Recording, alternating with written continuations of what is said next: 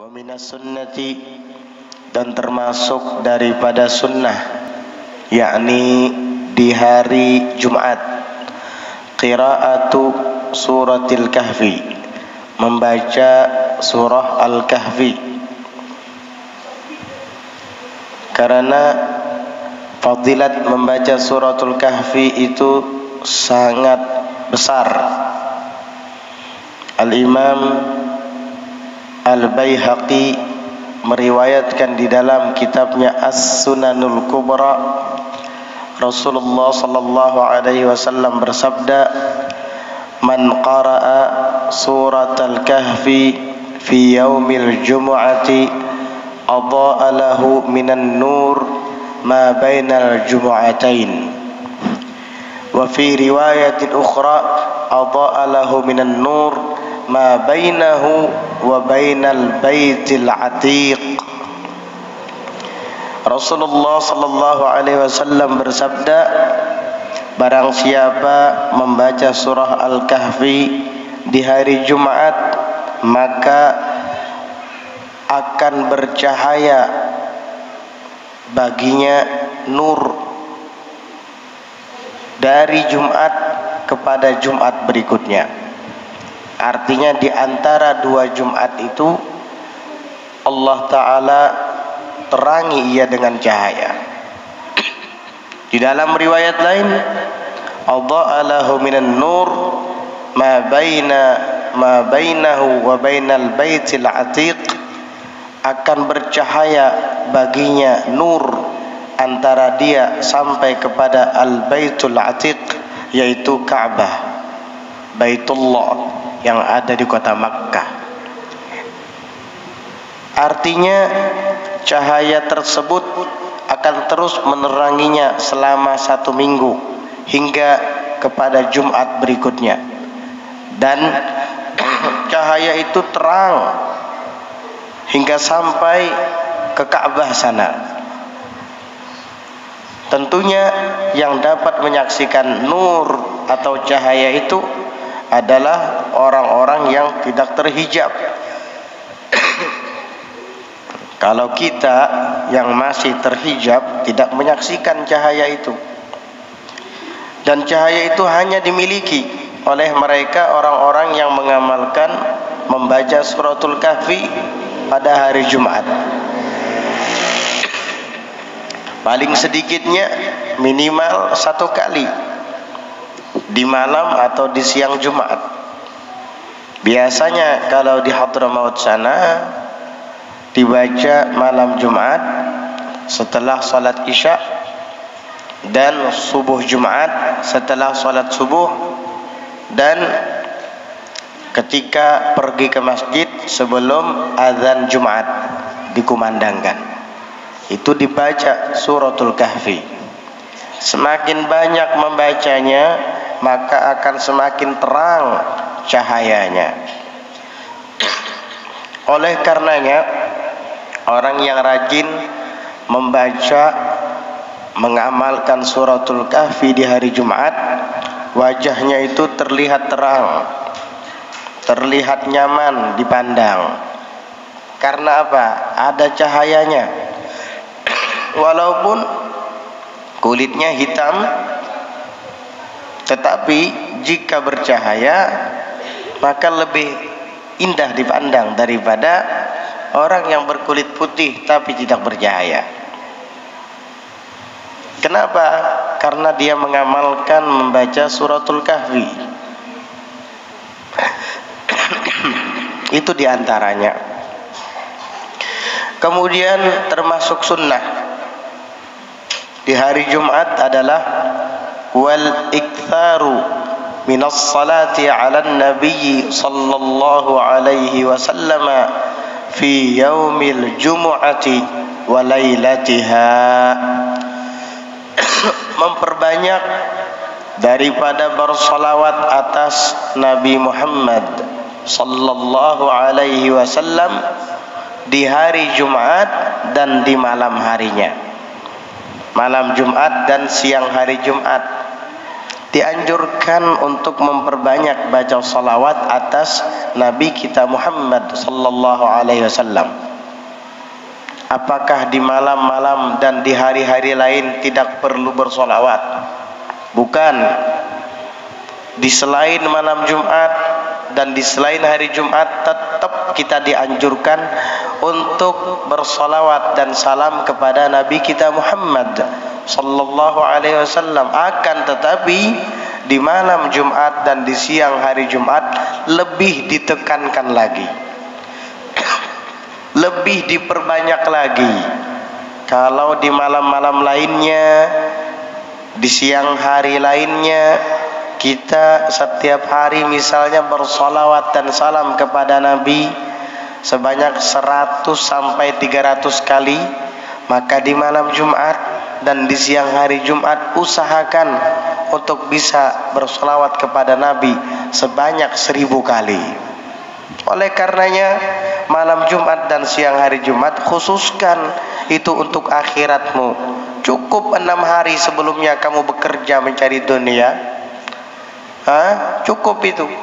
Khususkan malam dan siang Jumat untuk akhiratmu. Di antaranya memperbanyak bersolawat dan salam kepada Nabi kita Muhammad sallallahu alaihi wasallam. Keutamaan bersolawat dan salam kepada Nabi itu sangat banyak. Sering kita mendengarnya. Di antaranya Rasulullah sallallahu alaihi wasallam pernah bersabda, "Man shalla alayya salatan sallallahu alaihi biha 10, wa man shalla alayya 10 sallallahu alaihi biha 100, wa man shalla alayya 100 sallallahu alaihi biha 1000, wa man shalla alayya 1000 harramallahu jasadahu 'alan nar." Artinya, barang siapa bersalawat atasku, kata Nabi, sekali, maka Allah akan membalasnya dengan 10 rahmat. Dan barang siapa yang bersalawat kepadaku 10 kali, maka Allah akan balas untuknya 100 rahmat. Padahal 1 rahmat saja itu cukup bagi kita untuk menjadi modal di akhirat kelak. 1 rahmat dari Allah. Apalagi sampai 10, apalagi sampai 100. Dan barang siapa bersalawat kepadaku sebanyak 100 kali, kata Nabi, maka Allah akan berikan kepadanya 1000 rahmat. Dan barang siapa yang bersalawat kepadaku 1000 kali, maka Allah haramkan jasadnya atas api neraka. Ini adalah fadilat, keutamaan mengucap salawat dan salam kepada Nabi. Hari-hari dibaca 1000 kali, insya Allah selamat jasad kita daripada siksa api neraka. Mun kaya itu bibai ulun kada bersembahyangan lagi dah, bersalawat aja dah setiap hari 1000 kali. Ya salah, keliru besar kamu memahaminya. Kenapa? Karena salat 5 waktu fardu wajib. Bersolawat kepada Nabi di luar salat sunnah. Kamu bersolawat 1000 kali kepada Nabi, tetapi yang fardu ditinggalkan, sia-sia. Tetap saja kamu akan dihukum kelak di akhirat. Yang dimaksud dengan fadail itu adalah keutamaan, kelebihan-kelebihan. Artinya setelah menjalankan yang fardu. Karena yang fardu itu adalah inti, yang sunnah itu adalah tambahan. Kalau kamu bekerja di sebuah perusahaan, kamu ada punya pekerjaan pokok dan mendapat gajinya. Tapi jika kamu ingin melakukan pekerjaan tambahan, lembur, kamu akan mendapat honor tambahan pula. Tetapi jika kamu tinggalkan pekerjaan pokokmu di siang hari dan kamu lebih menggandrungi lemburmu, dijamin kamu akan diberikan SP oleh atasanmu. Dikasih peringatan. Kamu rajin lembur tapi pekerjaan pokok ditinggalkan, dikasih peringatan. Lama-kelamaan nanti dipecat. Kenapa? Lebih mendahulukan sampingan daripada yang inti. Jadi begitu.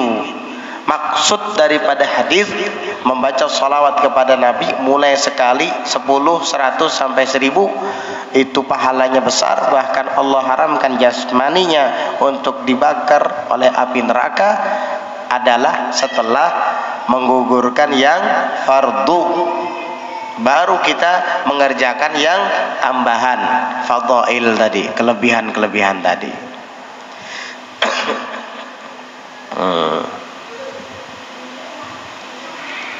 Di dalam riwayat lain Rasulullah sallallahu alaihi wasallam bersabda, aqrabukum minni manzilatan yaumal qiyamati aktsarukum alayya salatan.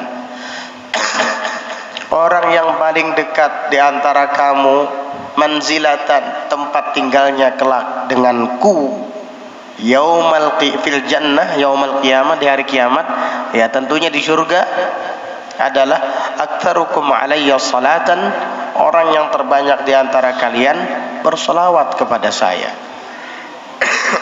Ingin dekat dengan Nabi kelak di hari kiamat, yang artinya dia mendapat syafaat Nabi dan akan bersamanya di surga, perbanyaklah untuk mengucap salawat dan salam kepada beliau sallallahu alaihi wasallam. Sebagian ulama mengatakan paling sedikitnya memperbanyak salawat dan salam kepada Nabi adalah 300 kali, dan paling banyaknya tidak terhingga.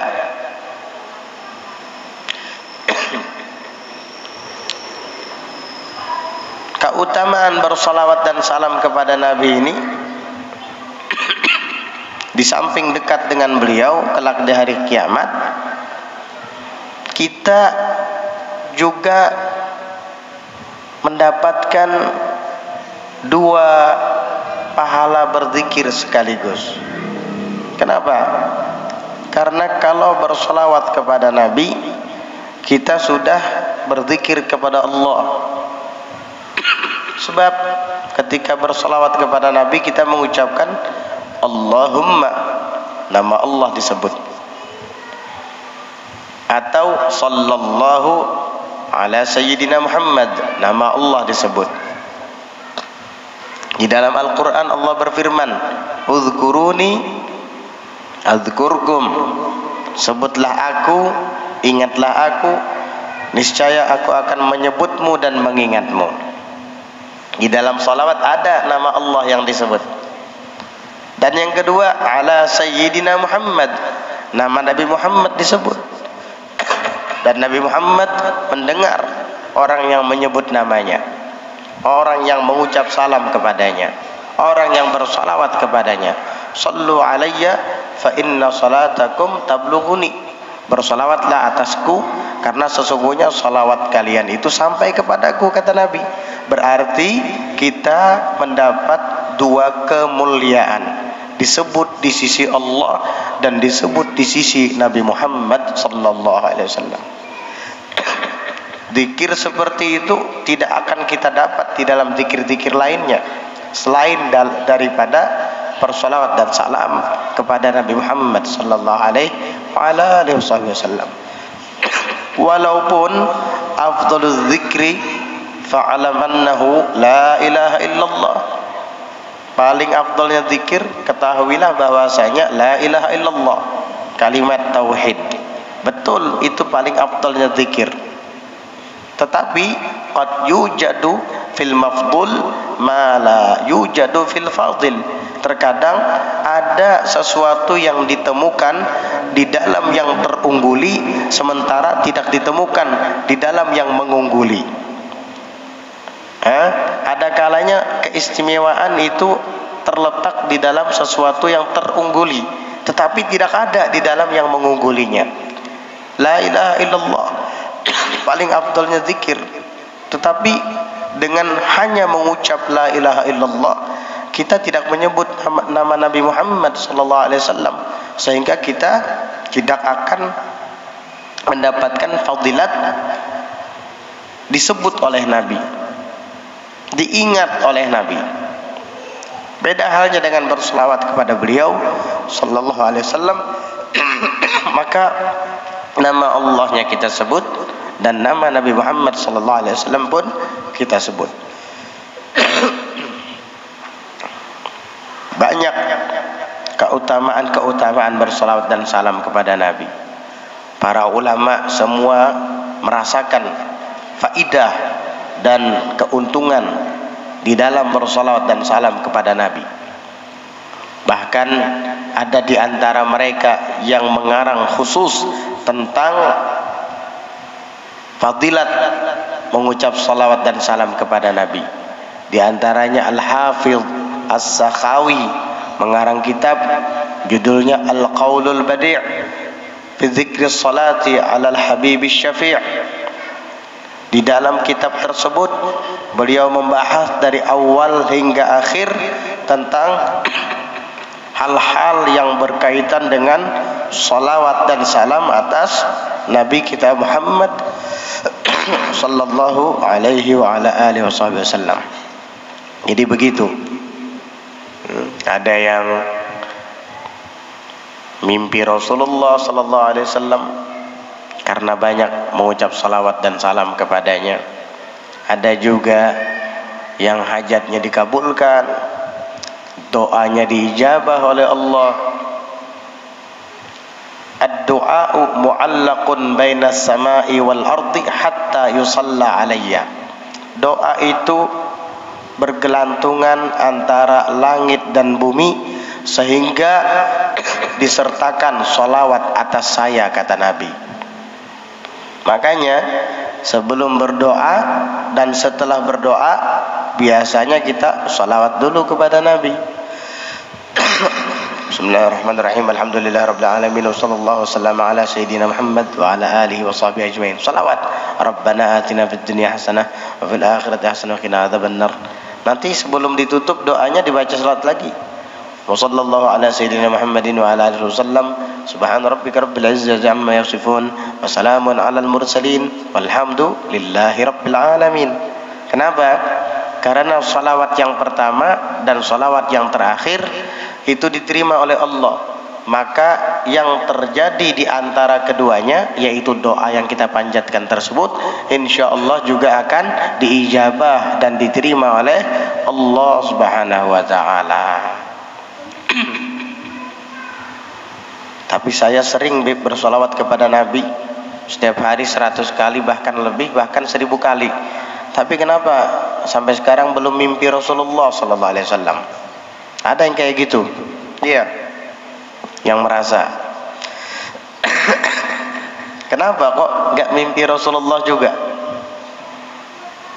Jangan salahkan sholawatnya, salahkan diri kamu. Mungkin ada sesuatu yang tidak beres. Dulu ada seorang murid bertanya kepada gurunya tentang amalan agar dapat bermimpi melihat Rasulullah sallallahu alaihi wasallam. Kata gurunya, saya akan ijazahkan kepadamu amalan salawat dan salam kepada Nabi. Jika engkau amalkan, maka tidak berlalu 40 hari kecuali engkau akan bermimpi melihat Nabi. Senang dia. Kata muridnya, kalau begitu ijazahkan salawat itu kepada saya wahai syekh. Diijazahkan oleh gurunya sigat salawat tersebut, dicatat dan dihafalkan oleh muridnya. Setiap sebelum tidur dia baca salawat itu 1000 kali. Malam pertama belum bermimpi melihat Nabi, wajar kan, baru mengamalkan. Malam kedua masih belum, malam ketiga masih belum, sampai malam terakhir, malam yang ke-40. Kata dia, kayaknya ini nih malam yang terakhir nih. Tidur dia setelah membaca salawat tadi. Ternyata belum mimpi juga. Akhirnya dia protes kepada gurunya. Besok harinya dia datang mengucap salam, assalamualaikum ya syekh. Dijawab oleh gurunya, waalaikumsalam warahmatullahi wabarakatuh. Gimana? Sudah mimpi Rasulullah enggak? Kata gurunya. Kata muridnya, belum. Makanya saya datang ke sini ingin menanyakan hal tersebut. Kenapa sholawat sudah diamalkan sampai 40 malam, tetapi belum juga bermimpi melihat Rasulullah Sallallahu Alaihi Wasallam? Ada apa? Kata gurunya, mau jawaban? Iya. Apa alasannya? Apa sebabnya? Nanti saya jawab setelah makan malam. Nanti malam kamu datang ke rumah saya, kemudian ikut makan malam bersama saya. Baik, kata muridnya. Sehingga di malam itu sesuai dengan janji, muridnya tadi pun datang. Setelah sampai di rumah gurunya, disuguhkanlah makanan yang serba asin. Jika ibarat nasi goreng, nasi gorengnya sengaja dibanyaki uyahnya, masin. Jika ibarat nasi sop, nasi sopnya sengaja dibanyaki uyahnya, masin. Pokoknya serba asin makanannya malam itu. Akhirnya si murid makan, walaupun rasanya asin, tapi karena nggak enak dengan gurunya, tetap dimakan sama dia. Begitu si murid selesai dari makan dan akan meminum air, maka gurunya melarang, stop, jangan diminum airnya. Loh, kenapa Syekh? Ente mau mimpi Rasulullah kan? Iya, jangan minum air. Maka makan nang masin-masin itu karing rakungan, dilarang minum banyu. Waduh, kata dia, nggak boleh minum. Iya. Sampai kapan? Pokoknya malam ini jangan minum air. Waduh, kata dia. Udah ngobrol-ngobrol, lupa dia mau minum air. Jangan, kata dia. Stop, jangan minum. Oh iya ya, maaf saya lupa. Udah selesai ngobrol, dia pamitan. Pas mau pulang keluar dari rumah gurunya, sampai di depan pintu, kata gurunya, stop, ada apa Syekh? Ingat, jangan minum air. Walaupun sampai ke rumah nanti jangan minum air. Oh gitu, iya. Kan kamu mau mimpi Rasulullah. Iya. Terus nanti saya baca sholawat lagi. Enggak usah baca sholawatan katanya. Oh gitu, iya. Pulang, bulik ke rumah. Sampai ke rumah, haus pulang, jauh berjalan. Imbah tuntung makan nang masin-masin, rakungan karing, melihat banyu, hendak benar minum. Ingat kepada guru. Ujar gurunya, jangan minum air. Sudahlah, kada jadi minum air. Lalu malam itu inya guring, tidur. Ketika tidur, ternyata betul dia bermimpi. Tapi bukan mimpi Rasulullah, mimpi minum air 1 ember. Itu minum air 1 ember. Pas bangun dari tidur kaget dia. Loh, mana? Saya nggak mimpi Rasulullah. Justru sebaliknya, saya mimpi minum air. Berarti guru saya ini bohong lagi. Gitu. Protes lagi dia pagi itu, datang mendatangi gurunya dan mengatakan, wahai Syekh, kenapa tadi malam saya tidak mimpi Rasulullah? Kata gurunya,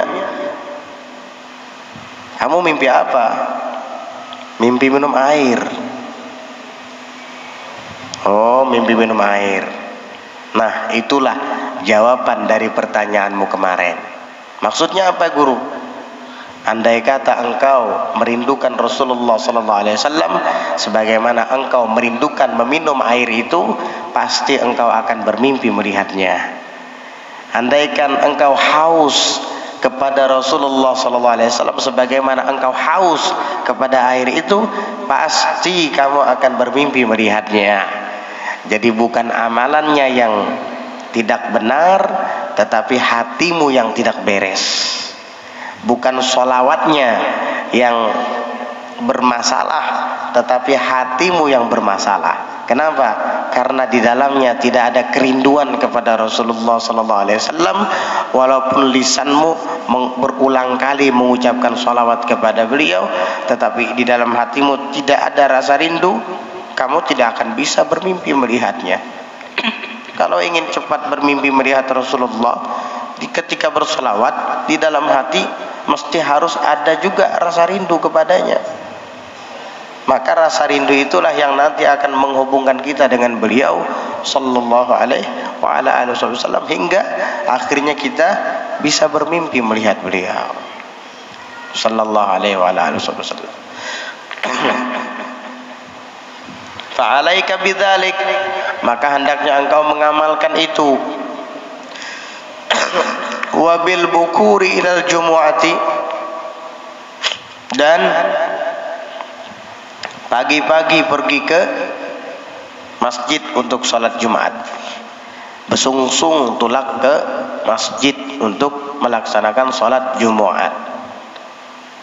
Wa aqallu dzalika, dan paling sedikit daripada itu adalah antaruha qabailaz zawal, hendaknya engkau pergi sebelum tergelincirnya matahari, sesaat sebelum tergelincirnya matahari. Itu sudah paling sedikit itu. Artinya sebelum masuk waktu Jumatnya. Au ma'ahu, atau paling akhir untuk tabkir, yaitu besungsung tulak ke masjid, paling akhir sudah adalah bersamaan dengan zawal, bersamaan dengan masuknya waktu Jumat. Itu paling akhir sudah.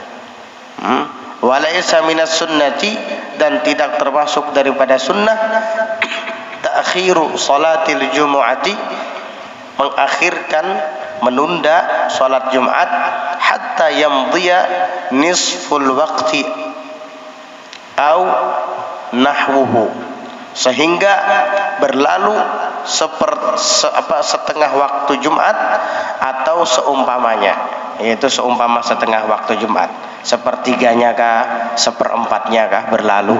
Itu tidak termasuk sunnah. Memang waktu melaksanakan sholat Jumat itu sama dengan waktu sholat zuhur, masuknya dan akhirnya sama.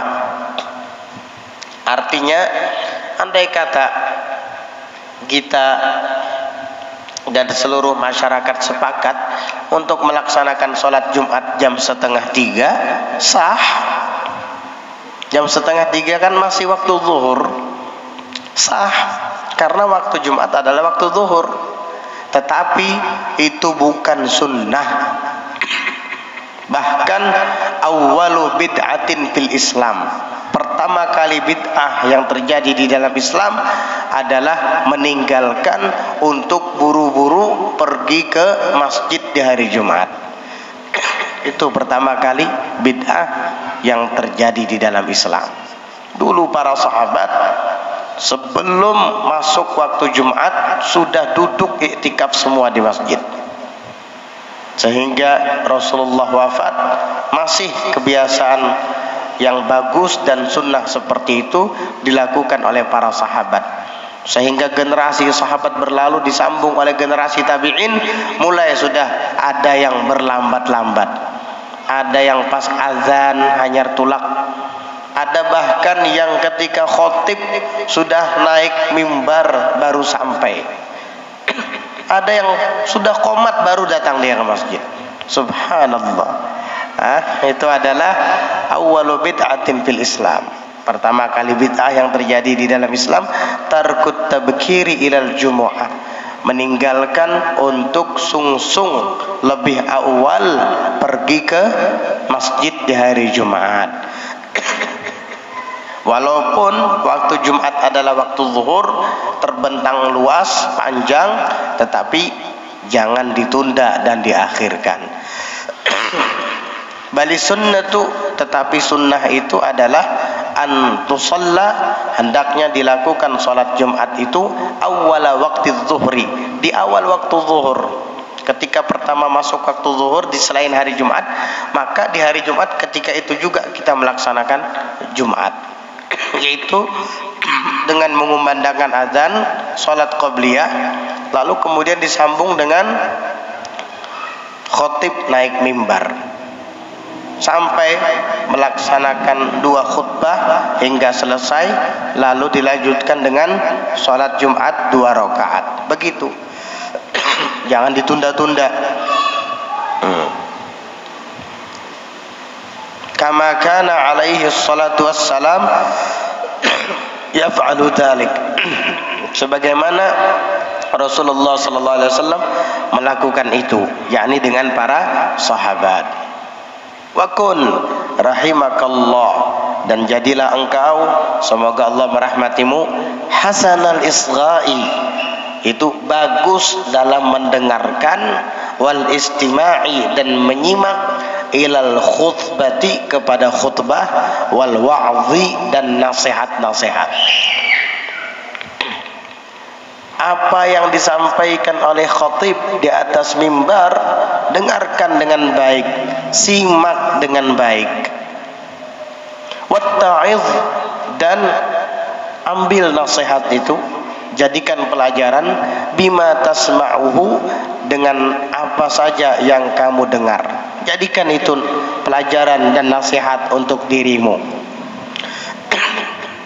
Wastash'ir, dan resapilah, fi nafsika, di dalam dirimu, di dalam hatimu, annaka, bahwasanya engkau maksudun, yang dimaksud, wa mukhatabun, dan yang diajak bicara, bidzalika, dengan isi khutbah itu. Ketika khatib naik mimbar menyampaikan tentang takwa, usikum wa nafsiya bitaqwallah, aku berwasiat kepada saya pribadi dan kepada kalian agar takwa kepada Allah. Resapi dan renungkan bahwa yang diajak untuk takwa itu adalah saya. Resapi dan renungkan bahwa yang dimaksud oleh Bapak Khatib itu adalah saya. Lalu kemudian kita mengambil pelajaran dari isi kandungan khutbah yang disampaikan oleh beliau. Begitu. Oleh karenanya yang menjadi khatib harus bisa bijak dan pandai memilih tema dalam khutbah supaya bisa diambil manfaatnya oleh para pendengar. Jangan ketika khutbah Jumat kampanye, bicara dunia, pilihlah nomor sekian, apa itu?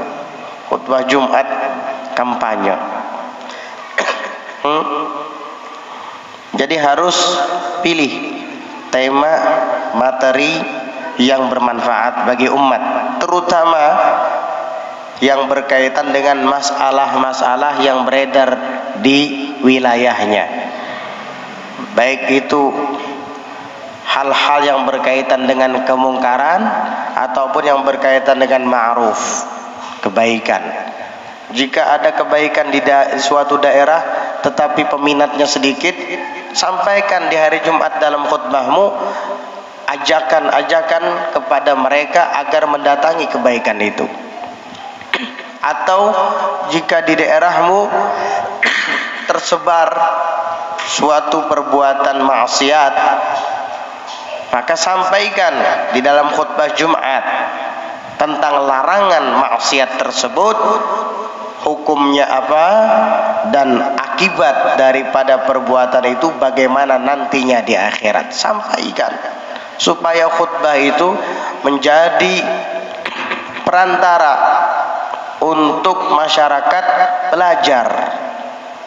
Karena tidak semua masyarakat yang bisa berhadir ke majelis taklim, tetapi mereka bisa berhadir untuk sholat Jumat di masjid. Maka melalui mimbar sholat Jumat itulah kita bisa menyampaikan tentang ilmu-ilmu yang bermanfaat, mumpung semuanya ngumpul. Begitu. Kalau di majelis kan tidak sebanyak di hari Jumat, hanya orang-orang tertentu yang mendengar dan mengambil pelajaran. tetapi di hari Jumat banyak yang hadir.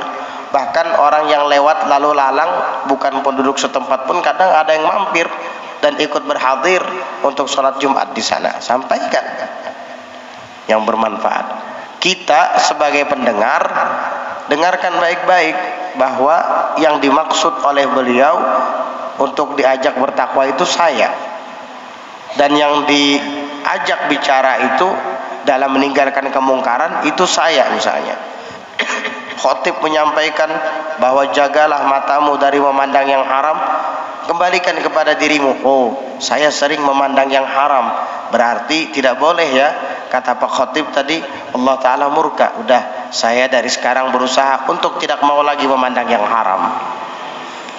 Jaga telingamu daripada mendengar yang dilarang. Oh, saya sering mendengarkan kalimat-kalimat yang tidak bagus dan dilarang untuk didengar. Dari sejak sekarang saya akan merubah untuk tidak mau lagi mendengarkannya. Jaga kaki dan tanganmu agar jangan sampai menyentuh dan melangkahkan kaki ke tempat maksiat. Oh, saya dulu sering begitu, maka dari sejak sekarang saya berusaha untuk tidak melangkahkan kaki saya lagi ke tempat-tempat maksiat, dan tidak mau lagi tangan saya gunakan untuk berbuat zalim atau menyentuh yang dilarang. Seterusnya begitu.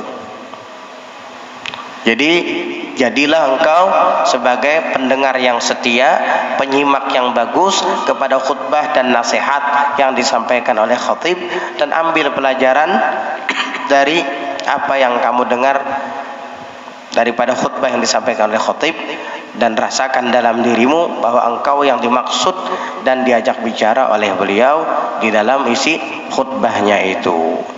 Wa minal bid'il munkarati ta'akhkhuru ba'di ahli al-aswaq wal hirafi minal ladzina tajibu alaihimul jumu'atu anil maji'i ilaiha. Dan termasuk bid'ah-bid'ah yang dimungkar adalah ta'akhkhuru ba'di ahli al-aswaqi, berlambat-lambatnya sebahagian orang-orang yang sibuk di pasar, orang-orang yang berniaga di pasar, wal hirafi, dan yang memiliki pekerjaan, minal ladzina, dari kalangan orang-orang yang tajibu alaihimul jumu'atu, wajib atas mereka Jumat, berlambat-lambat anil maji'i ilaiha, daripada datang kepadanya, yakni untuk sholat Jumat. Nah, ini sering terjadi. Para pedagang-pedagang yang berjualan di pasar-pasar kadang sengaja berlambat untuk hadir ke masjid menunaikan sholat Jumat. Begitu juga para ahli hiraf, orang-orang yang punya pekerjaan, kesibukan, padahal mereka wajib melaksanakan Jumat, kadang berlambat-lambat. Wa yajibu ala wulatil umur, dan wajib atas para pemimpin-pemimpin an yahmiluhum ala dzalik, agar membawa mereka, mengajak mereka atas itu, yaitu melaksanakan sholat Jumat, jangan berlambat. Wa yu'aqibu, dan wajib bagi para pemimpin yang berwenang menghukum man takhallafa minhum anil jumu'ati, orang yang tidak berangkat atau tidak pergi daripada mereka, berlambat-lambat tidak mau pergi anil jumu'ati, daripada melaksanakan sholat Jumat, ba'da ta'rifi wal indar, setelah mengenalkan kepadanya dan setelah mengingatkan kepadanya. Artinya orang ini tidak sholat Jumat bisa jadi karena tidak tahu hukumnya, maka wajib bagi yang berwenang, bagi pemimpin untuk mengasih tahu bahwa sholat Jumat itu wajib, tidak boleh ditinggalkan, dan apabila kamu masih meninggalkannya, kamu nanti akan mendapat hukuman. Nah, itu namanya ba'da ta'rif wal indar, setelah dikenalkan hukumnya dan setelah diancam ternyata masih saja meninggalkan, wajib bagi imam untuk mentakzir, memberikan hukuman kepadanya. Karena sholat Jumat itu fardu ain, wala rukhsata liwulatil umuri fi tarki dzalika wa ma yajri majrahu, dan tidak ada rukhsah, maksudnya tidak ada keringanan, alasan liwulatil umur, bagi para penguasa, para pemimpin, fitar kidzalik, dalam meninggalkan itu, yakni tidak menghimbau, tidak mengancam orang-orang yang tidak mau sholat Jumat. Itu tidak ada alasan, rukhsah, keringanan bagi para pemimpin untuk meninggalkan itu. Wa ma yajri majrahu, dan apa saja yang sama dengannya, yang sejenisnya daripada kewajiban-kewajiban lainnya. Kenapa? Wa ma wallahumullahu amra ibadihi, dan tidaklah Allah mengangkat mereka menjadi pemimpin, mempercayakan urusan hamba-hambanya kepada Dia, illa liyuqimu fihim sya'aira dini, melainkan agar para pemimpin-pemimpin itu menegakkan di kalangan mereka hamba-hamba Allah sya'aira dini, syiar-syiar agamanya. Itu tugas para pemimpin. Kalau pemimpin tidak peduli dengan agama masyarakatnya, maka dia telah mengabaikan tanggung jawabnya. Ini bagaimana mau peduli? Kadang pemimpinnya pun kada tulak ke masjid. Ini yang alih. Paling pas mencalon hanya tulak rajin ke masjid. Mas sudah terpilih kada datang lagi dah. Banyak kayak itu rajin. Nak mencalon jadi kades, rame tulakan. Berapa calon kades? 5 kali 5-5-nya tulakan ke masjid. Padahal kada pernah tulak. Mas sudah selesai pencalonan, ada nang terpilih, ada nang kada terpilih. Nang terpilih lawan nang kada terpilih, kada ada lagi dah tulakan ke masjid. Nya becungul ke masjid, becungul ke majelis karena hanya untuk minta dipilih. Mau sudah terpilih, ampihannya datang ke masjid, ke majelis. Ya, ini muskilah. Bagaimana bisa mengayomi rakyat, dirinya aja nggak becus, agamanya aja tidak bisa, tidak lurus, meluruskan agama orang lain. Padahal pemimpin mestinya begitu. Wa yahmiluhum ala iqamati faraidhihi wa ijtinabi maharimih, dan membawa mereka hamba-hamba Allah itu atas menegakkan fardu-fardunya, kewajiban-kewajiban yang diwajibkan Allah, wa ijtinabi maharimih, dan menjauhi hal-hal yang diharamkannya. Wa ma tarattaba minal masalihid dunyawiyyati ala wujudil ulati fahuwa taba'un lidzalika wa lahiqun bihi, dan apa saja yang wajib atau apa saja yang berkaitan daripada maslahat-maslahat dunia atas adanya para pemimpin tadi dalam urusan dunia, fahuwa tabaun lidzalik, maka ia hanya mengikut untuk itu, walahiqun bihi, dan ikut serta dengannya. Artinya kalau dalam kemaslahatan perekonomian, perdagangan, untuk duniawi mereka, para masyarakat, itu sampingan, itu mengikut saja. Yang ianya itu adalah memperhatikan perihal keagamaan mereka. Itu tugas para pemimpin Islam. Kayak apa caranya supaya jamaah Jumat tambah banyak? Kayak apa caranya supaya maling tetapi ada lagi? Ini tambah banyak malingnya. Iya, membrondoli sawit turang, menukui karet turang. Kayak apa itu? Mestinya pemimpin dapat meminimalisir maksiat-maksiat seperti ini. Dibiarkan. Bukan apa-apa. Kita takut balak turun nanti. Keseringan dosa maksiat yang haram, keseringan dilakukan, jadi seakan-akan tidak terlihat haram lagi nanti, jadi biasa. Kalau sesuatu yang mungkar dan haram itu dianggap biasa, lalu banyak yang melakukan, ada nang seperanakan jadi maling. Abahnya maling, mamanya maling, anaknya dibawai jadi maling. Na'udzubillah, nanti bala yang turun. Itu yang kita khawatirkan. Ya, kalau bala sudah turun, bukan malingnya aja yang binasa, yang baik juga ikut binasa. Zainab binti Jahash pernah bilang sama Nabi, "Ya Rasulullah, anahliku wa fina salihun." Wahai Rasulullah, apakah mungkin kita ini binasa padahal di kalangan kita ada orang soleh. Apa kata Nabi? Na'am idza kathural khabath. Iya, apabila sudah banyak kemaksiatan, keburukan, sudah tidak bisa dibendung. Yang haram jelas-jelas seakan-akan sekarang menjadi halal. Ini bahaya. Nanti bala yang turun. Baru Gunung Semeru yang mengeluarkan erupsi, ya, lahar. Baru sedikit banjir bandang di Muara Kintab.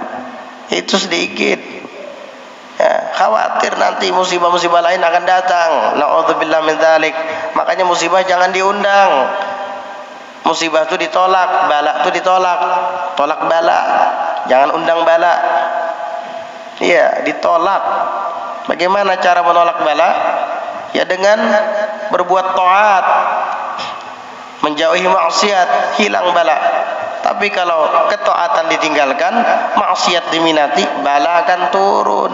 Na'udzubillah min dzalik. Kalau sudah turun, semua kena, bukan pelaku maksiatnya saja, semua kena. Al-bala'u ya'um. Bala itu sifatnya menyeluruh. Na'udzubillah min ghadabillah. Wallahu a'lam.